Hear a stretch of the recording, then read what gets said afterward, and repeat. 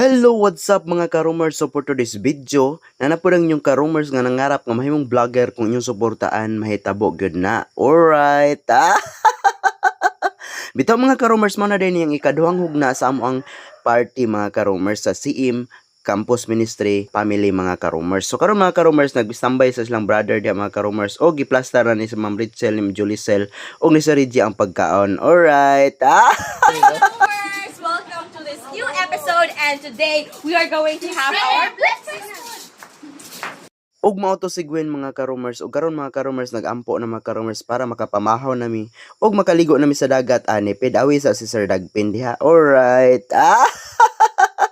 O karon diri mga ka-roomers, bakbakan nagmaayo mga ka-roomers, nagsayaw na po sila mga ka-roomers, kay nagpa-music man sila og sa kanindot nga music mga ka-roomers. Pwede pong yang honestong ulo diri mga ka-roomers, o ilan ra kay nga sayo pa kay tasong nga ni mata mga ka-roomers, pero diri na bakbakan na sugod og pagkaon mga ka-roomers. Grabe yung kinuha ay na diha mga ka-roomers, si Sir Reggie, si Arjon, og na si Gwen diri sa kilid, og si Pau Pau, og si brother mga ka-roomers na diri sa gawas ra mga ka-roomers. So mo ni gawas pug ko ug napoy giabog si brother diri abi nako unsa, so sagiro man di ay to. Alright, ug diri napita mga ka-roomers nang hugas na si Pau Pau og si Giselle mga ka-roomers. Si Sir Clint ni kaon sa siya og star bread loaf bread diha mga ka-roomers. Alright,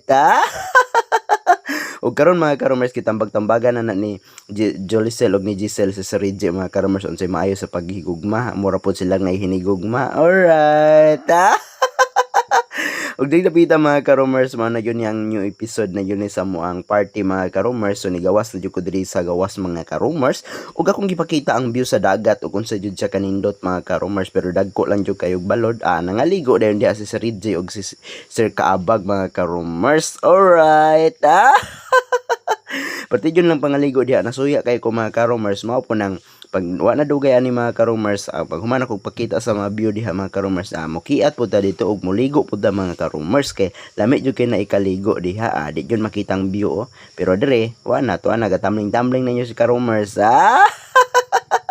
Si Sir Dagpin, kaming upat diha ang naligo mga ka-roomers, si Sir Reggie, Kaabag og si Sir Dagpin. Pati namang layat-layat diha mga ka-roomers, kay parte yun ang pagkadako ang mga balo diha mga ka-roomers.